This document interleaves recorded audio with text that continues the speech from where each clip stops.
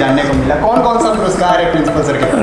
अभी तो हम बेंगलोर से एक पुरस्कार मिला था रिसर्च के क्षेत्र में, पठन पाठन के क्षेत्र में, वो APJ अब्दुल कलाम पुरस्कार हमको बेंगलोर में मिला था। सर कि क्यों एक शिक्षा संस्थान के प्रिंसिपल, किसी बड़े कॉलेज के प्रिंसिपल, वो अपने कॉलेज में उस संस्थान में अपने बच्चों को गाइडेंस नहीं करवाते हैं, उसे अपने कॉलेज में नहीं पढ़वाते हैं? ये तो कुछ सिस्टम की खराबी हो गई है। वो सिस्टम किसने पता है सर, किस प्रकार की व्यवस्था खराबी है? नहीं, ये हमने सिर्फ और सिर्फ पॉजिटिव बात किया है। मैंने निगेटिव को कभी अपने अंदर घुसने नहीं दिया है। घुसने का कोशिश करता है, मैं उसे बाहर कर देता हूँ। वो नेवी का ड्रेस देखा, वाइट कैप, तो हमको बड़ा अट्रैक्शन हुआ कि ये जॉब करना चाहिए। मैं किए, लेकिन ये शौक़ था कि PhD करके ही हम घर पे रहेंगे। लोग कहेगा डॉक्टर अमरकांत सिंह ट्रैक्टर भी चलाता है, तो थोड़ा गर्व से, हाँ, ये PhD का वैल्यू था। फौज का, एक फौजी का मनोबल क्या होता है आप देखिएगा तो मेरा रोआं खड़ा हो गया है। तो ये मैं सैल्यूट किया अपने बच्चों को कि चलो तुम डटे हुए हो वहाँ पे, हम लोग तुम्हारे साथ हैं। हैसियत है, जो सम्मान मिलना चाहिए जिनको, वो सम्मान मैं देता हूँ। दिल से आंसू आ जाता है, आपको कभी ऐसा होता है? बिल्कुल इमोशनल हम हैं। इमोशनल है सर, खुद से बातें क्या करते हैं फिल्म में? बिल्कुल, हमसे ज़्यादा इमोशनल कोई नहीं होगा जी। ये है कि जो जहाज़ को डुबा दे उसे तूफान कहते हैं, जो जहाज़ को डुबा दे उसे तूफान कहते हैं, और जो तूफान से टक्कर ले उसे प्रोफेसर डॉक्टर अमरकांत कहते हैं। ये तो आप लोगों का प्यार है, आप लोगों ने बनाया।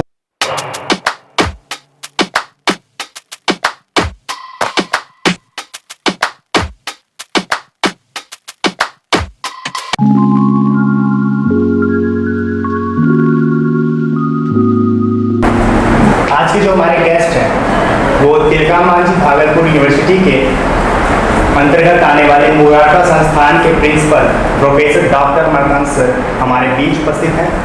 और this is very festival podcast today. I'm really very excited because Professor Dr. Amarkant sir seated with me in this podcast. और मैं सर, हर एक पॉडकास्ट में होता है कि क्वेश्चनिंग से स्टार्ट करते हैं पॉडकास्ट। आज हम जानना चाहेंगे आपके लाइफ के विषय में। उससे पहले डॉक्टर अमरकांत सर, आपका स्वागत है हमारे इस प्यारे से पॉडकास्ट। चलिए, बहुत बहुत धन्यवाद। और आज हम जानना चाहेंगे कि डॉक्टर अमरकांत सर जब एक आम अमरकांत थे, उनकी बचपन की बात, जब एक आम अमरकांत सर, उनका परवरिश कैसे हुआ, कहाँ जन्म हुआ और वहाँ से यहाँ तक का सफ़र कैसा रहा, इस विषय में बताएंगे आप। मेरा घर रसीदपुर हुआ, जो सुल्तानगंज मुरारका कॉलेज से दक्षिण है, करीब 10 किलोमीटर। मेरा जन्म वहीं हुआ था जी। बचपन में हम गांव के स्कूल से 6 तक पढ़े। उसके बाद वहाँ से 3.5 कोस दूर DPM हाई स्कूल करहरिया, बहुत नामी स्कूल था उस समय का, और उस समय यातायात का कोई साधन नहीं था, तो हम लोग पैदल ही, बाढ़ हो या बारिश हो, जो भी हो, हम लोग पैदल ही जाते थे। बहुत सारे लड़के लड़कियां सब साथ जाते थे। बीच में एक छोटी सी नदी होती थी, बरसात के दिन में हम लोग उसको पार करते थे, लड़कियों को भी कंधे पे बैठा के पार करते थे।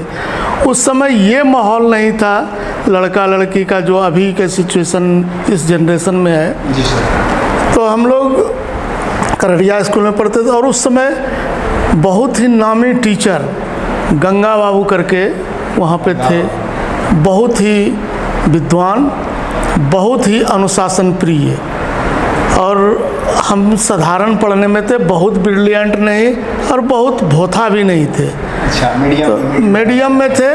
और ये कोशिश मेरा रहता था कि चलो पास करना है, बहुत ज़्यादा पढ़ना नहीं था, क्योंकि एक कंसेप्ट था कि किसान का बेटा पढ़ के आगे कहाँ तक जाएगा। प्रोफेसर डॉक्टर अमरकांत सर किसान के बेटे हैं? बिल्कुल, मैं एकदम निट्ठा किसान का बेटा हूँ। मैं हल भी चलाया, और जब मैं स्कूलिंग कर रहा था उस समय भी मेरा जो अपना जीने का अंदाज़ था वो ठेठ किसान था।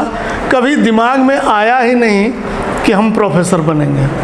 हालांकि पिताजी हमारे शिक्षा के प्रति बहुत जागरूक थे, तो मेरे मन में आया कि मैट्रिक कर लिए हैं, अब ट्रैक्टर वगैरह अपना लेके खेतीबाड़ी करें। किसान, बहुत मजबूत किसान थे हमारे पिताजी। ट्रैक्टर वगैरह था सर? उस समय नहीं था। मैट्रिक जब कर रहे थे तो मेरे मन में ये हुआ, तो पिताजी आगे की पढ़ाई शुरू ये जारी रखे, इसलिए उन्होंने 1 साल डिले कर दिया ट्रैक्टर लेने में। तो फिर हमको बोले कि भागलपुर में मेरा अपना मकान है, पैतृक मकान है, बोले आप वहीं रहो और नहीं पढ़ोगे तो कोई बात नहीं, लेकिन भागलपुर में ही रहो। और भागलपुर में यहाँ से चावल दाल सब गांव से, आलू सब खेत का होता था। सरसों का तेल, जलावन, उस समय ये गैस नहीं था, उस समय लकड़ी के बुरादा पे खाना बनता था। तो वो हमारे लिए एक नौकर था। तो कुल मिला के हम लोगों को यही बाद में अब समझ में आता था कि पिताजी की कितनी बड़ी सोच थी कि अगर गांव में रहेगा तो वो पढ़ाई नहीं करेगा, तो इसको शहर भेज देते हैं तो किसी तरह पढ़ाई करेगा। फिर बड़े भाई हमारा इंटरमीडिएट में नामांकन करा दिए। उस समय इवनिंग कॉलेज हुआ करते, जो अभी BN कॉलेज है। तो वहाँ से मैंने ग्रेजुएशन किया, इंटर किया, ग्रेजुएशन किया। ग्रेजुएशन में भी आपने इतिहास को ही चूज किया? हाँ, इतिहास। क्या प्रभाव रहा आपके जीवन में इतिहास का? इतिहास का प्रभाव तो बहुत ज़्यादा पड़ा जी। कि जो भी आज के समय में 63 वर्ष की उम्र में जो समझदारी आती है, वो अतीत से बहुत शिक्षा हम लेते हैं जी। उस गलतियों को हम जरूर सूक्ष्म रूप से निरीक्षण करते हैं और बच्चों को बताते हैं। क्या प्रोफेसर डॉक्टर अमरकांत सर पुस्तक प्रेमी हैं? बहुत लगाव है, प्यार है? बहुत अपने सब्जेक्ट के पुस्तक से लगाव है जी। और जब मैं ज्वाइन किया 96 में खड़गपुर में जी, पहला मेरा ज्वाइनिंग खड़गपुर में हुआ। और वहाँ एक मेरे छोटा भाई समान एक प्रोफेसर ज्वाइन किए थे जो वहीं के रहने वाले थे। उन्होंने हमको नॉवेल जो देखते थे, उपन्यास बड़ी मोटी मोटी देखते थे, तो उसको देख के हमको बड़ा घृणा रहता था कि कैसे ये लोग पढ़ता है एक दिन में। लेकिन वो जो पूर्णेंदु शेखर अभी वर्तमान में फिलॉसफी डिपार्टमेंट में है, तो प्रोफेसर बहुत अच्छे प्रोफेसर हैं, तो उन्होंने एक उपन्यास हमको दिया और बोला कि इसको सर आप पढ़िए। तो जब हम पढ़े तो उसको ख़त्म करके ही हमने उसको छोड़ा। तो उस दिन से साहित्य के प्रति भी लगाव ज़्यादा हो गया और वो हमको प्रोवाइड करते रहे, भिन्न भिन्न उपन्यास जो अच्छी अच्छी होती है वो प्रोवाइड करते थे और हम उसको पढ़ते थे। अच्छा, मैंने सुना है सर आपको अनेकों पुरस्कार से सम्मानित किया गया है। APJ अब्दुल कलाम पुरस्कार, हाल ही में मैंने किसी शिक्षक से बात किया तो ये जानने को मिला। कौन कौन सा पुरस्कार है प्रिंसिपल सर के पास? अभी तो हम बेंगलोर से एक पुरस्कार मिला था रिसर्च के क्षेत्र में, पठन पाठन के क्षेत्र में, वो APJ अब्दुल कलाम पुरस्कार हमको बेंगलोर में मिला था। वहाँ गए थे बेंगलोर में। और इसके अलावा और सब पुरस्कार तो हम ले नहीं सके। ऑफ़र तो आता है कि चूँकि समय, प्रिंसिपल बनने के बाद समय की बहुत कमी है जी। और एक चीज़ हम बता देना चाहते हैं आपके माध्यम से लोगों को कि जब से हम इंचार्ज बने जी सर, तब से मुरारका कॉलेज मेरे रग रग में बस गया। ये मैं सिर्फ जो यहाँ से शाम में जाता हूँ तो भागलपुर में सिर्फ सोने के लिए जाता हूँ। बाकी मेरा दिमाग जब भी होता है तो मुरारका कॉलेज की क्या अच्छा हो इस बारे में मैं निरंतर सोचता रहता हूँ और मैं जब तक रहूँगा इसके बारे में सोचूंगा। क्या सर अपने परिवार से दूर रहते हैं, अपने बच्चों से दूर रहते हैं? नहीं, दूर तो नहीं है, लेकिन इस कार्य में हमारी पत्नी बहुत साथ दी। उस मेरे बच्चे की पढ़ाई लिखाई में सारा चीज़ ध्यान देना उनका ही काम है। यहाँ तक कि मेरे रहन सहन फलना ढकाना जितना होता है आम चीज़ वो सारा मेरी पत्नी करती है। और पत्नी भी गेस्ट टीचर हैं अभी SM कॉलेज में। ढेर सारे बच्चों का प्रश्न होता है कि हमारे माता पिता अपने सपनों को हमारे ऊपर थोप दिया करते हैं। क्या प्रिंसिपल सर भी अपने बच्चों के लिए, अपने बच्चों पे अपना दबाव डालते हैं क्या? कभी नहीं, नेवर, कभी नहीं। मैं हमेशा ये कहता रहा हूँ कि नहीं पढ़ना है, नहीं पढ़ो। तुम्हारे दादा दादी के पास इतनी प्रॉपर्टी है कि उसको देख के तुम जिंदगी काट सकते हो, इसमें कोई डाउट नहीं है। लेकिन मैं एक चीज़ जो अभी का ट्रेडिशन चला है सुसाइड का, इस बारे में हम बच्चे को बराबर जागरूक करते रहे कि पढ़ाई में फेल्योर नहीं होता है, फेल जो होता है वही पास होता है। तो मेरे बच्चे कभी फेल तो नहीं किए, लेकिन मेरा बेटा जो है अभी बेंगलोर में इंजीनियर है, सॉफ्टवेयर इंजीनियर है, सॉफ्टवेयर इंजीनियर है।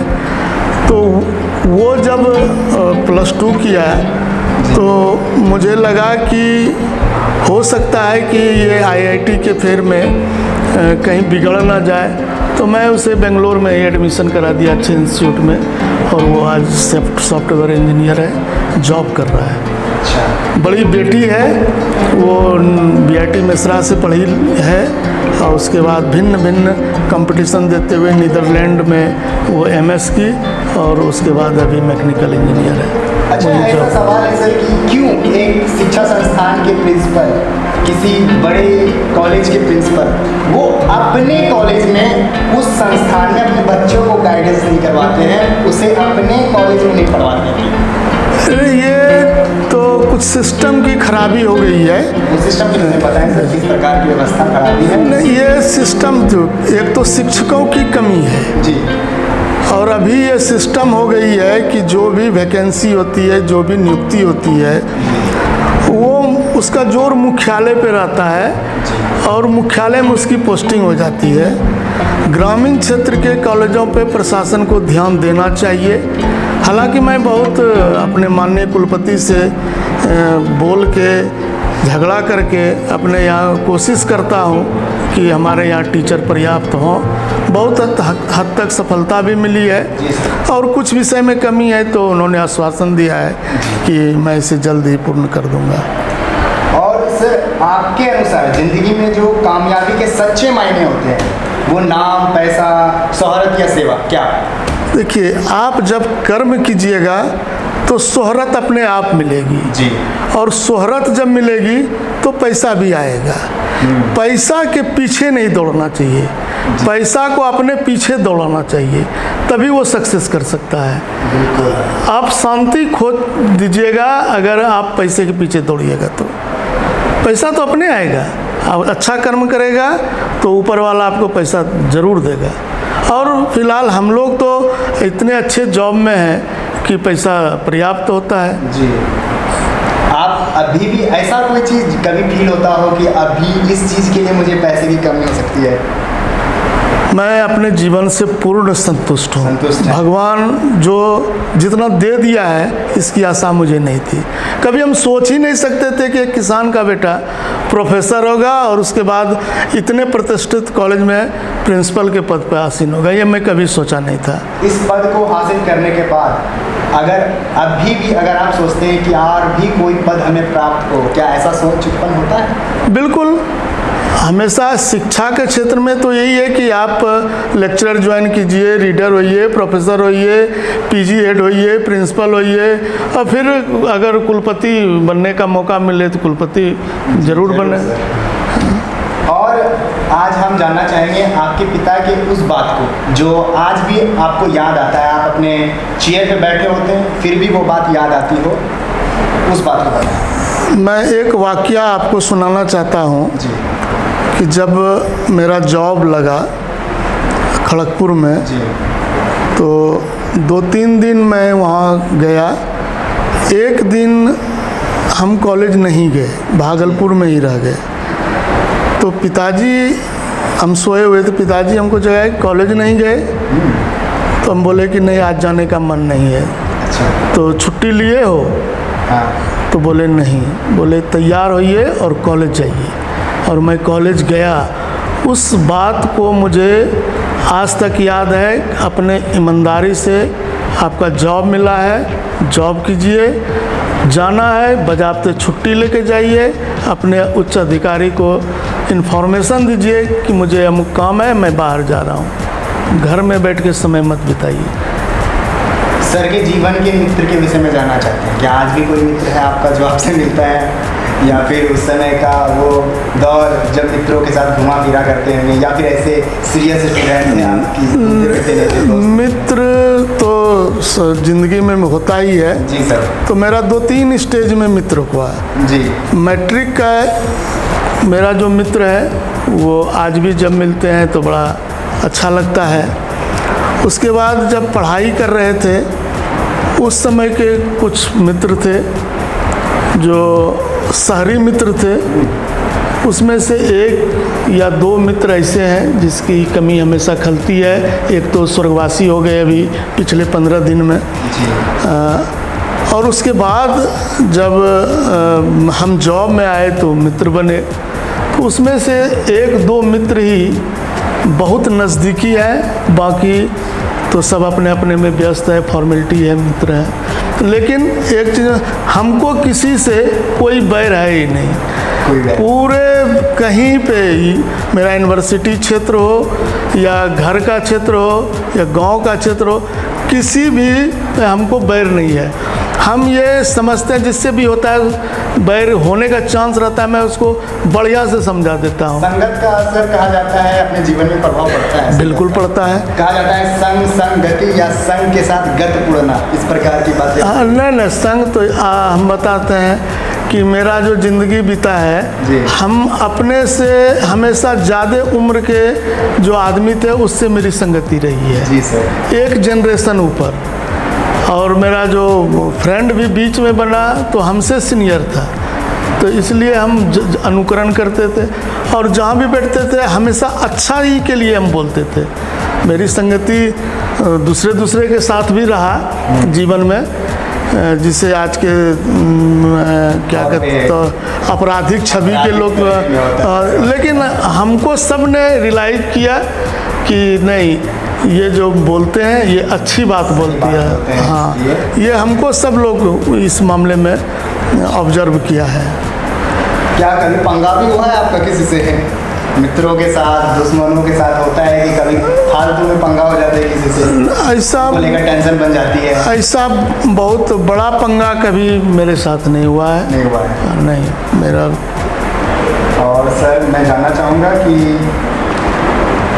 आपने रिंग पहना है अपने हाथ में, कौन सा पत्थर है सर आपका? देखिए, पत्थर तो फिलहाल एक गोमेद का है, गोमेद है, एक हीरा है जी, एक पन्ना है, एक रूबी है। क्या प्रभाव पड़ा है आपके जीवन पे? इस पे मुझे विश्वास है। विश्वास है? मैं इस पे विश्वास करते हैं। बिल्कुल, हम विश्वास करते हैं। लेकिन एक चीज़ हमेशा आपको बताते हैं, अपनी बात बताते हैं कि ये जो पत्थर है ये तभी काम करता है जब आप कर्म करेंगे जी। बिना और कर्म जब आप करेंगे तो आपका भविष्य जो रेखा होता है वो बदल जाता है एकदम। ये मेरा टेस्टेड है, ये मैं किसी की कही हुई बात नहीं कर। मेरे ऐसे व्यक्ति को गांव के कोई आदमी नहीं समझता होगा, या क्षेत्र मुझे जानने वाले जो मुझे नज़दीक से जानता था मैंने 90s के दौर में, वो कभी नहीं सोचा होगा कि ये लड़का प्रोफेसर बनेगा और इस तरह से गांव समाज में इतनी अच्छी बातें करेंगे और लोगों को समझाएंगे। ये लगता है कि मेरा कर्म का प्रभाव था। हमने सिर्फ और सिर्फ पॉजिटिव बात किया है, मैंने निगेटिव को कभी अपने अंदर घुसने नहीं दिया है।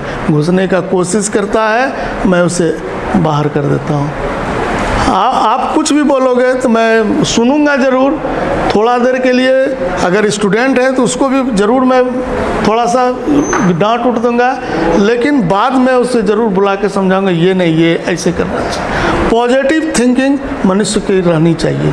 नेगेटिव अगर बात किसी के बारे में आपका हो गया कि ये लड़का ऐसा है, अरे क्यों उसके बारे में सोच रहे हैं? अपने बारे में सोचिए ना कि हम अच्छे हैं और उसको कैसे अच्छा किया जाए।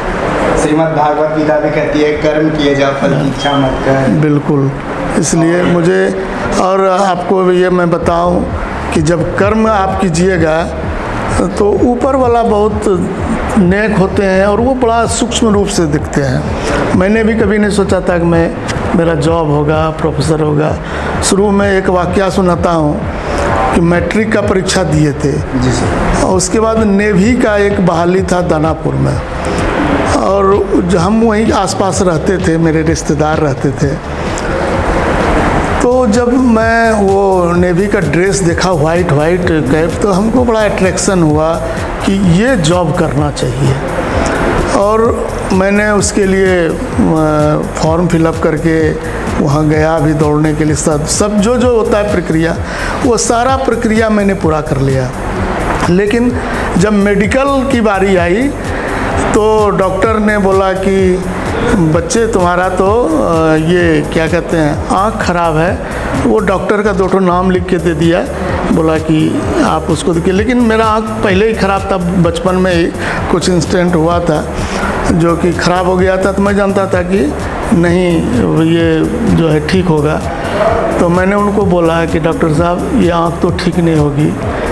उस दिन से मेरे माथे में ये घुस गया कि जब आँख मेरा तो सब चीज़ में मेडिकल होता है Yes, sir. तो जॉब तो होगा नहीं। तो हम फिर काहे ना अपना खेती बाड़ी किसी भी लाइन में, मेडिकल तो होता है किसी भी लाइन में, उसमें थोड़ा माइनॉरिटी होता है, पुलिसिंग में तो ज़्यादा, फौज में ज़्यादा होता है। तो मेरे माथे में ये घुस गया कि मेडिकल, मेरा आँख तो हर बार छटाएगा तो जॉब होगा नहीं।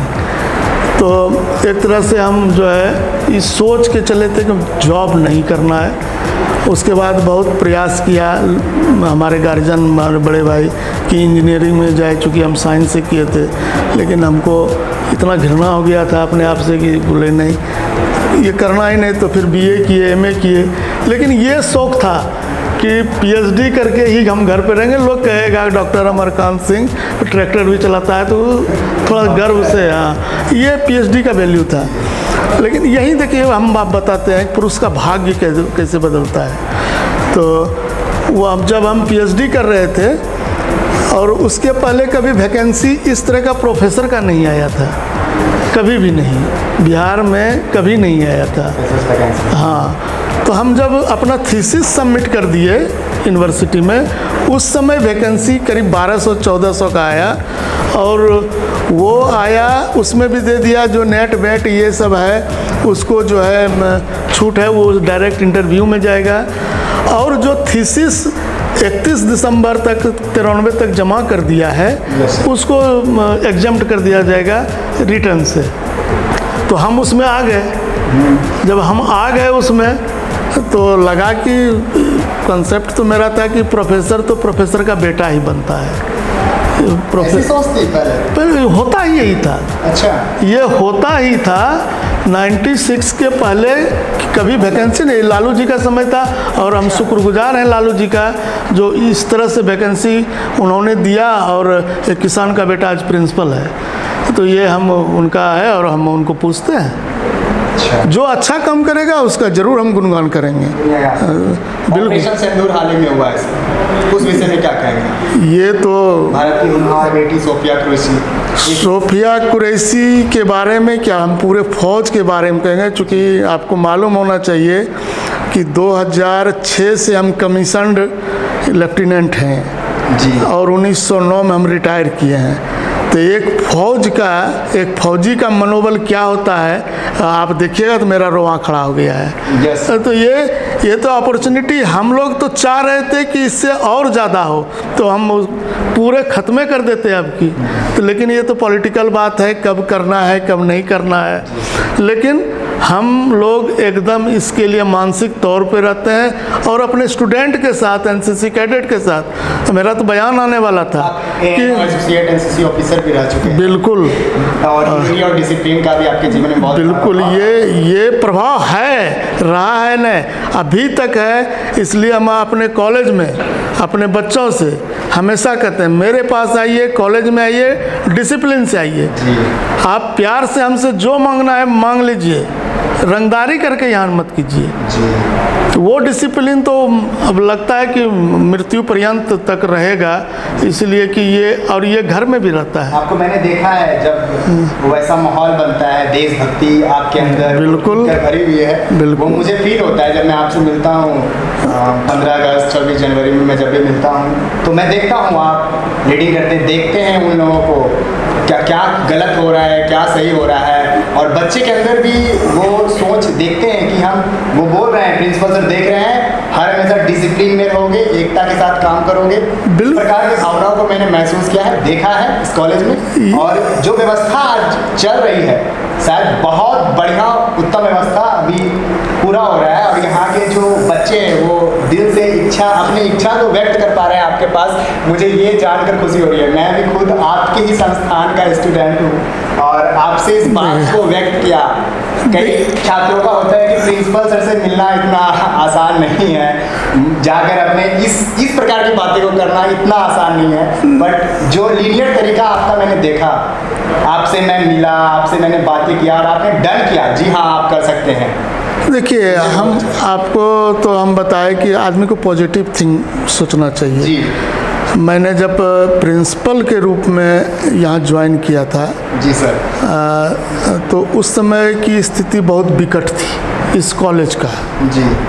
आप लोग शायद बच्चे होंगे क्या 7 वर्ष तो एक वर्ष होता है ना। जी सर। फिर भी आप लोगों को मालूम होगा कि जब मैंने ज्वाइन किया था तो ये पूरे परिसर में कई जगह बाउंड्री वॉल टूटे हुए थे, गाय भैंस का चारागाह था।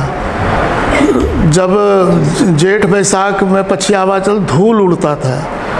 जब मैंने यहाँ रहा तो मेरा एक सोच लेके चला था कि मैं यहाँ का लोकल हूँ, मेरा 10 किलोमीटर दूर है, कुछ अच्छा चीज़ करूँ जो कि मरने के बाद भी, चूँकि मेरी अर्थी भविष्य तो नहीं कह सकते, लेकिन मेरी इच्छा है कि सुल्तानगंज घाट पे, और जब मैं मेरी अर्थी आवे तो लोग ये महसूस करें कि यही प्रिंसिपल थे जिन्होंने कुछ किया।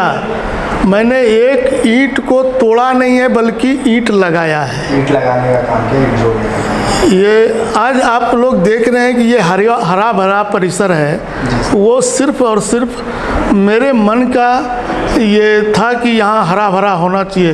क्योंकि हम अपने हिस्ट्री कांग्रेस वगैरह में जाते हैं, कॉन्फ्रेंस में जाते हैं, तो देखते थे दूसरे महाविद्यालय विश्वविद्यालय का कैंपस हरा भरा रहता था, पेड़ पौधा लगा रहता था। तो ये मन में आया था, और उसी का परिणाम है कि ये आज जो भी पेड़ पौधा है और सुरक्षित है। पहला साल तकलीफ हुआ, कुछ डिस्ट्रॉय हुआ, लेकिन अब तो लड़कों में, गांव के लोगों में, समाज के लोगों में ये जागृति आ गई है कि पेड़ लगाना चाहिए। वो हमारे लिए, हमारे समाज के लिए, सबके लिए अनुकूल है, इसलिए इसको लगाना चाहिए। तो अब तो परिस्थिति बदल गई। जब मैं प्रिंसिपल का भार ग्रहण किया उस समय नैक होना अनिवार्य था, सबके नौकरी खतरे में थी। लग रहा था कि यहाँ है क्या नहीं, तो सिर्फ और सिर्फ यहाँ जो था विल पावर की कमी थी प्रिंसिपल्स में, स्टाफ में। मैंने जागृत किया और 2 बजे रात तक 1 महीना तक इसी फील्ड पे बैठ के मैंने नैक का काम करवाया। टीम आया, अधूरा था, लेकिन मैंने सब चीज़ सही बताया। जो है, मान लीजिए इस रूम में बैठे हैं, एसी नहीं है तो हम क्या कहेंगे इसमें एसी है? हम कहें मैडम ये नहीं है, ये बाथरूम जो बन रहा था इसका छत नहीं था। मैडम को पता, एक मैडम आई थी पंजाब से, लुधियाना अमृतसर से, रास्ते में बताया कि मैडम वो तो छत भी नहीं था। बोले छत नहीं था के लिए रात भर में वो कार्डबोर्ड ठोक के उसको नीचे से पेंट कर दिए थे। तो वो बहुत खुश हुआ कि चलो बहुत ओल्ड थे, बोलो तुमने सब चीज़ सही बताया, इससे हम बहुत खुश हैं। हालांकि अब तो उस समय मेरा पहला नैक था विश्वविद्यालय का, जो कि नया सिस्टम से हुआ था। शिक्षकों की बहुत कमी थी, इसीलिए हमको C ग्रेड भी मिला। अगर शिक्षक रहते तो निश्चित रूप से हम ये A ग्रेड प्राप्त करते। खेल के विषय में मैं जानना चाहूँगा सर, खेल से क्या लगाव है डॉक्टर अमरकांत सर? खेल के बारे में बताते हैं कि हम मैट्रिक में डिस्ट्रिक्ट प्लेयर क्रिकेट का रह चुके थे। और आपको ये जान के हैरानी होगी कि आज के डेट में भी जो भी खेल होता है, जो भी आप कबड्डी उठाइए, अब हर एथलीट तक जाइए, जो भी टीवी पे आता है मैं उसे बहुत मनोयोग से देखता हूँ। चाहे यहाँ तक कि बॉक्सिंग वगैरह रात में होता है, बहुत रात लेट नाइट होता है, फुटबॉल की कोई बात ही नहीं है। तो वो सारा चीज़ हम जो है उनको करते हैं। बहुत इंटरेस्ट है हमको स्पोर्ट्स से और चाहते हैं कि यहाँ के बच्चे स्पोर्ट्स में आगे आएँ। हम यहाँ के स्पोर्ट्स प्रेसिडेंट भी रहे हैं और अपने कार्यकाल में बहुत सारे इंटर कॉलेज टूर्नामेंट यहाँ कराए हैं। बहुत बच्चे गए हैं, नेशनल लेवल पे गए हैं, बहुत सारे उसके थ्रू फौज में गए हैं। और सर के वो कामयाब छात्र के विषय में मैं जानना चाहता हूँ जो आज कामयाब है। आपको लगता है जी हाँ, इस बच्चे ने वो काम किया है और उन्होंने आपसे बताया है इस बात को कि मैं सर ये काम कर रहा हूँ और आपको गर्वान्वित महसूस हुआ है? बताते हैं, ये कोई एक छात्र नहीं है जी, लेकिन हमारे 700-800 जो छात्र हैं वो अभी फौज में हैं। हम उस पर गर्व करते हैं। बाकी उसके अलावा BSF, CISF, RPF, Bihar police, यहाँ तक मेरे लड़के हैं। लेकिन जो फौज में है वो सारे बच्चे किसी न किसी रूप में हमें आज तक याद कर रहे हैं। कभी न कभी फ़ोन करते हैं। ऑपरेशन सिंदूर हो रहा था, लेकिन हमको पल पल का रिपोर्ट वहीं से आ रहा था। ये तो चूँकि ये सेक्रेट चीज़ है, बोलना नहीं चाहिए, लेकिन अब बताए कि वहाँ से आता था। और हम व्हाट्सएप आपको दिखलाएंगे कि मैं सैल्यूट किया अपने बच्चों को कि चलो तुम डटे हुए हो वहाँ पे, हम लोग तुम्हारे साथ हैं। पूरा एकदम ग्रुप में डाले, पहले ग्रुप बना हुआ है उसका। ऑपरेशन सिंदूर से आपको इंफॉर्मेशन मिलती है, बहुत बड़ी बात है सर। अरे और कहीं भी हम जाते हैं, जितने भी बड़े बड़े शहर हैं भारत के अंदर, जितने भी, कोई न कोई लड़का फौजी को वहाँ पे मुस्तैद रहते हैं, जाते हैं, लेके हमको बहुत आओ भगत सम्मान जो गुरु का होता है वो करते हैं, बहुत खुशी महसूस करते हैं। आज हम जानना चाहेंगे डर, एक डर जो होता है, क्या प्रिंसिपल सर को भी किसी ऐसा चीज़ से डर लगता है? देखिए, हम आप लोगों को भी कहना चाहते हैं कि इस धरती पे किसी से डरना नहीं चाहिए। डरिए तो सिर्फ ऊपर वाले से, वो सारा चीज़ देख रहा है, आपके अच्छे बुरे कार्य सब देख रहा है। मनुष्य से डरने का कौन सी बात है? आपको परेशान कर सकता है, सत्य परेशान होता है, वो झुकता नहीं है, टूटता नहीं है, वो कभी हारता नहीं है। और मैं जानना चाहूँगा कि ऑफिस में बड़े बड़े लोग अगर आपसे मिलते हैं, किस प्रकार की बातें क्या करते हैं सर? क्या हंसी मजाक होती है या कभी रूडली बात भी हो जाती है? बड़े बड़े लोग क्या आएंगे, सब लोग यहाँ लोकल आते हैं, कभी कभी भाई संत रहे हैं, कभी हम लोग मंत्री जी को भी बुलाते हैं। मंत्री की अपनी हैसियत है, जो सम्मान मिलना चाहिए जिनको, वो सम्मान मैं देता हूँ। मेरे यहाँ ऐसे भी ये क्या कहते हैं, अपना संस्कृति है, जो गेस्ट हमारे आते हैं, वसुधैव कुटुम्बकम है, तो यहाँ तो जो आएंगे हम उससे क्या कहते हैं, एक डिसिप्लिन आदमी अनडिसिप्लिनरी बात कैसे करेंगे? सम्मान देते हैं, और सम्मान दीजिएगा तो सम्मान पाइएगा, इसका एक मात्र थ्योरी है। ये बिहार की भूमि है सर, बुद्ध की भूमि है, चाणक्य की भूमि है, जहाँ सबसे बड़ा शिक्षा संस्थान नालंदा विश्वविद्यालय हुआ करती थी, वो भूमि है। विक्रमशिला को मत भूलिए, विक्रमशिला की मत, विक्रमशिला जी बोलिए सर। देखिए, इस पे ज्ञान की बात है और यूनिवर्सिटी के बारे में अभी हम नहीं बताएं तो ज़्यादा अच्छा है, लेकिन गिरावट आई है, शिक्षा के क्षेत्र में गिरावट आई है। इसके कई कारण हैं और कई कारण है उसका। वो तो सबसे पहले मेरे दृष्टि से अभिभावक से शुरू करेंगे तो भर सरकार तक चले जाएंगे। इसलिए इसमें लड़का आता ही नहीं है, जो उपस्थिति होनी चाहिए।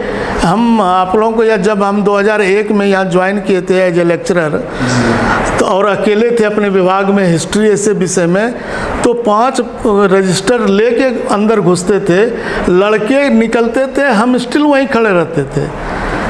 ये क्रेज था। एक कारण ये भी है सर, बिहार पिछड़ा आज भी है।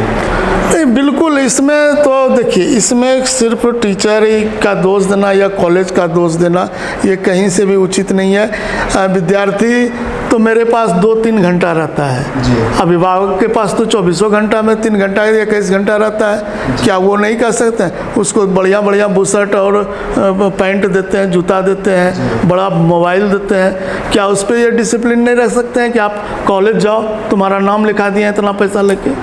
तो ये जिम्मेदारी तो सब पे फिक्स होती है। यहाँ के लोग, लेकिन मैं ये कहना चाहता हूँ कि मेरे लड़के अगर यहाँ आते हैं तो वो पढ़ के जाते हैं। मैं किसी टीचर को बैठा के कभी रखना पसंद नहीं करता हूँ। और इस विषय में जानूंगा कि यहाँ के लोग बाहर पलायन करते हैं। बिहार के लोग अक्सर बिहार में ना रहकर, जो एजुकेटेड भी हैं सर, वो भी आज बाहर है। कारण क्या है सर? बाहर में कैसी व्यवस्था है और यहाँ वैसी व्यवस्था क्यों नहीं हो पा रही है? सबसे बड़ा रीज़न जो हो सकता है। देखिए, पलायन का 2-3 कारण है जी। एक तो मेरे समझ से, चूँकि हम किसान के बेटे हैं, हमारे यहाँ का मज़दूर दिल्ली पंजाब चले जाते हैं जी। और यहाँ लेबर नहीं मिलते हैं, मज़दूर नहीं मिलते हैं। यही लेबर वही काम करता है जो यहाँ करता है, लेकिन यहाँ करने में उनको शर्म आती है। अपने घर का एक जोड़ने में किस प्रकार का शर्म किए ना करना चाहिए। हाँ, यही। अगर वही लेबर यहीं रह के काम करे तो ज़्यादा, कि कृषि में तो खासकर ज़्यादा होगी। दूसरा चीज़ है कि जितनी कल कारखाने होने चाहिए यहाँ, उसकी बहुत कमी है। ये खुलना चाहिए। ये सोच तो सर हम लोग भी लेकर चलते हैं कि 10 लोग को भी हम लोग मिलकर एक कंपनी बना पाए, टीम बना पाए। तो देखिए, अभी तो जो नई शिक्षा नीति आई है NEP 2020, उसमें उद्देश्य तो वही है। हालांकि ये पहला बैच ही चल रहा है, लेकिन इसका आने वाले समय में बहुत अच्छा प्रभाव पड़ेगा। लोगों का पलायन रुकेगा।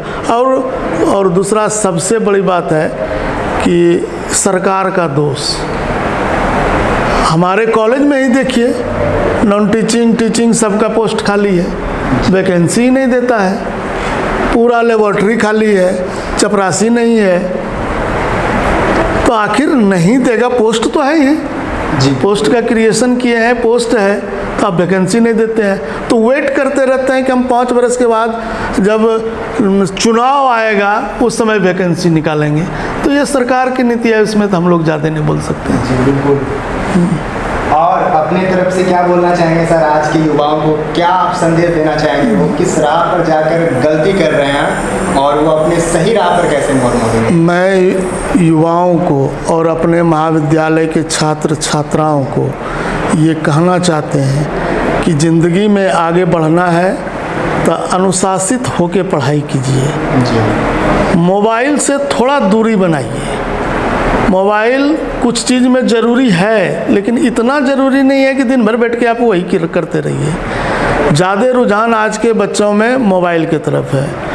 अगर अनुशासित होके उनको तो मन में एक चीज़ बैठाना होगा युवा को कि शिक्षा ही सारे समस्या का निदान कर सकता है। वो गरीबी से निजात दिलाने का अगर पृथ्वी पे कोई एक मात्र समाधान है तो वो शिक्षा है। अच्छा। और शिक्षा से तात्पर्य सिर्फ नौकरी से नहीं है जी। शिक्षित होना, अगर आप ज्ञानी हैं तो आपको अपने आप ढूंढ लीजिएगा रास्ता और आप कभी भटक नहीं सकते हैं। तो युवा को शिक्षित होना बहुत ज़रूरी है। जब वो शिक्षित होंगे तो निश्चित रूप से वो समाज को शिक्षित करेंगे। कहीं न कहीं तो इम्पैक्ट पड़ेगा। आज एक प्रोफेसर अगर कुछ पढ़ा रहा है तो 10 बच्चे को पढ़ा रहा है, 10 में 2 भी लड़का निकल जाता है तो वो दूसरे को शिक्षित करता है। तो यही इम्पैक्ट है। तो शिक्षित होना बहुत ज़रूरी है और यही एक उपाय है लोगों को अपने आप में सुदृढ़ करने का और अपनी मंजिल तक पहुंचने का। शिक्षा सबसे बड़ी बात। और इसकी क्या मायने है? दोनों दो चीज़ है। दोनों दो चीज़। दोनों दो चीज़ है केवल डिग्री से आप स्किल नहीं प्राप्त कर सकते हैं, आपको दोनों चीज़ करना होगा। जी। आप डिग्री के साथ अगर स्किल आप में आता है तो वो उसका फल अच्छा होगा। डिग्री तो आज के दौर में किसी से कुछ छुपा नहीं है कि क्या हो रहा है नहीं हो रहा है। जी। तो डिग्री तो एक अलग चीज़ है, लेकिन NEP 2020 में तो ये है कि आप स्किल अगर आपके पास रहेगा तो आप अपना नौकरी क्या, आप 10 गो को नौकरी दे सकते हैं।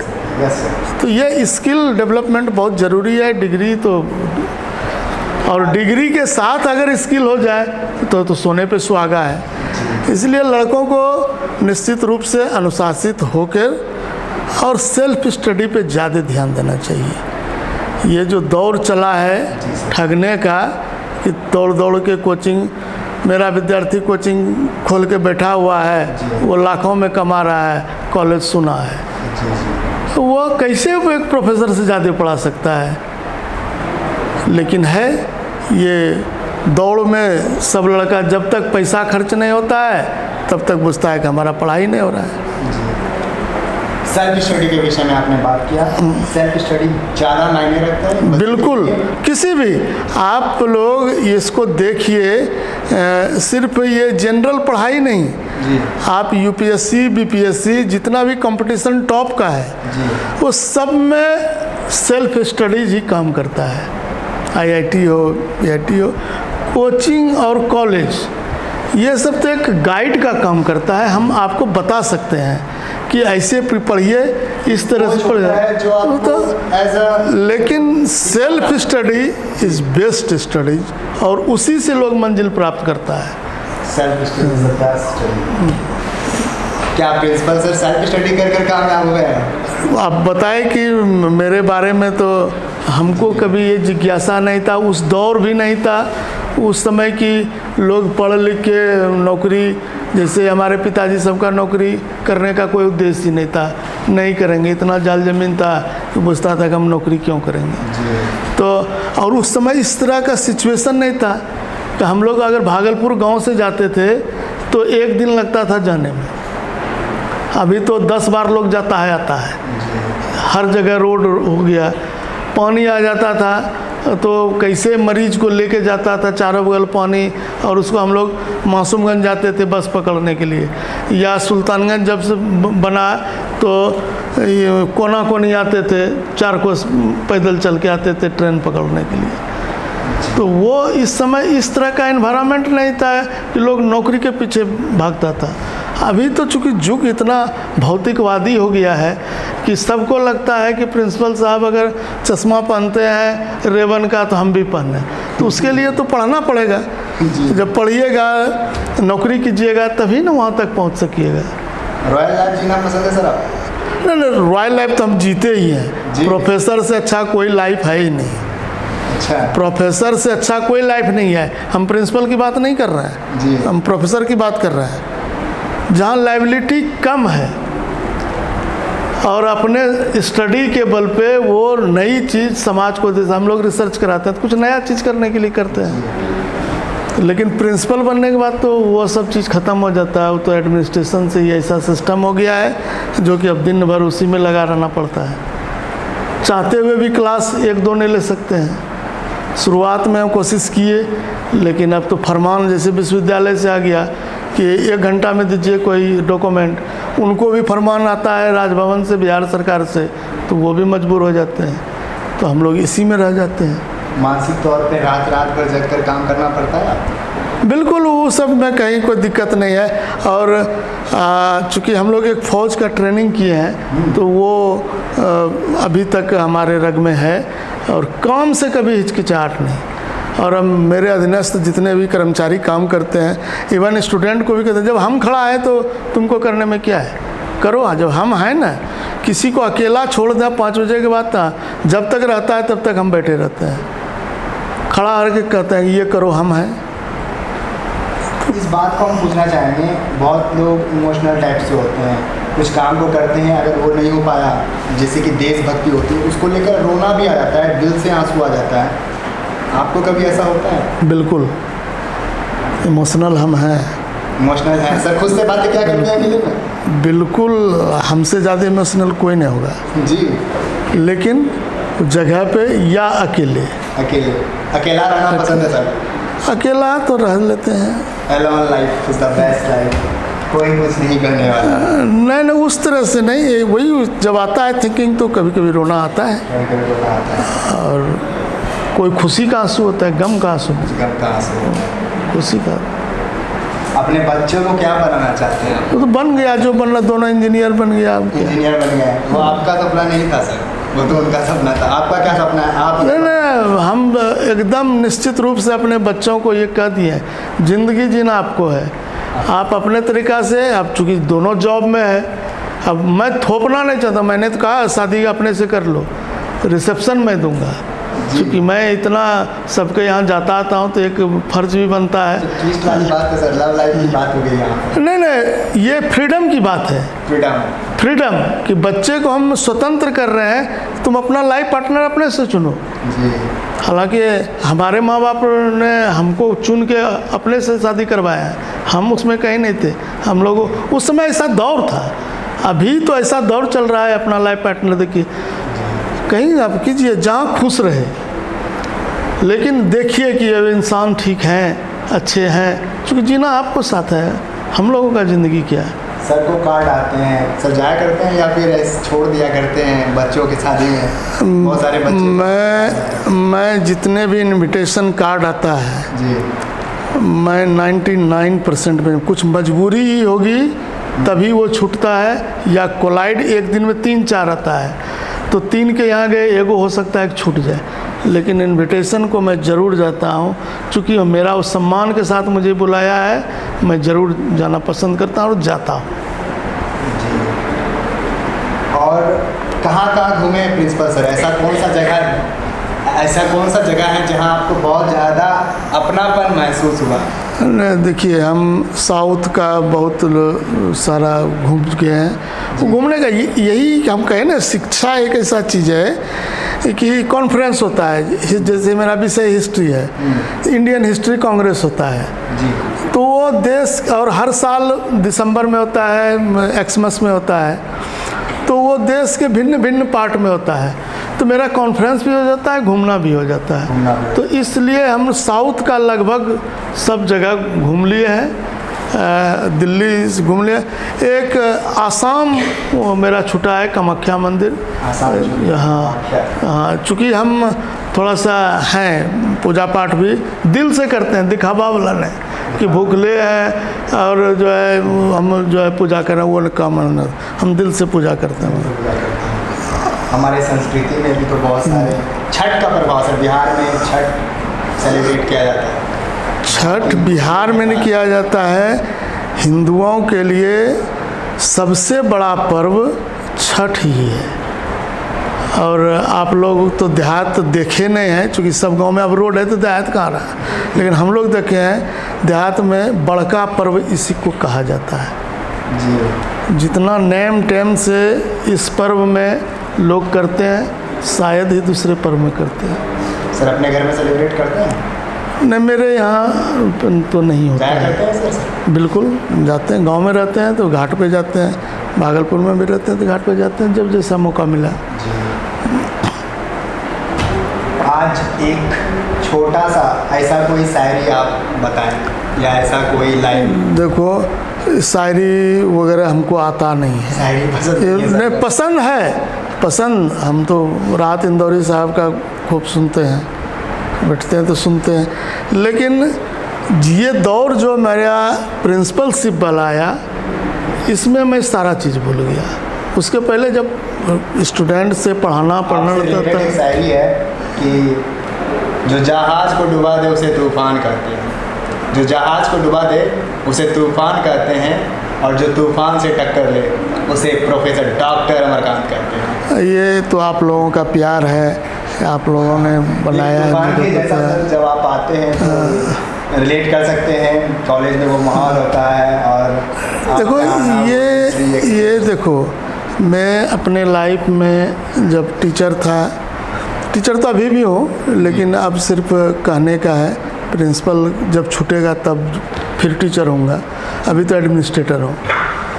मुझे इस कॉलेज के बच्चे बच्चियों से बेहंता प्यार है, बहुत ज़्यादा हम मानते हैं। इसको कष्ट को हम देख नहीं सकते हैं। जब मन प्रफुल्लित होता है तो लगता है कि बच्चों से घंटों बात करें, करता भी हूँ, लेकिन डिसिप्लिन के साथ। हमको, मैं अपने जीवन में खासकर जब से ट्रेनिंग लिया फौज का, अनुशासन का स्थान सबसे ऊपर रखा। सारा चीज़ हमसे बोलिए अनुशासन के साथ रहिए, हम सब ग्लैडली स्वीकार करते हैं। तो हम अपने बच्चे बच्चियों को देखना चाहते हैं कि अच्छे से पढ़ लिख के कहीं का जॉब करे, और मुझे कोई चाहत नहीं है। भगवान ने सब चीज़ हमको दे दिया है, चाहत नहीं है कुछ कि आपको हमको ये मिले वो। मैंने जो जो चीज़ चाहा सब हमें आपूर्ति कर दिया भगवान, इसलिए भगवान का हम बहुत ज़्यादा ऋणी रहते हैं, खासकर बजरंग बली का।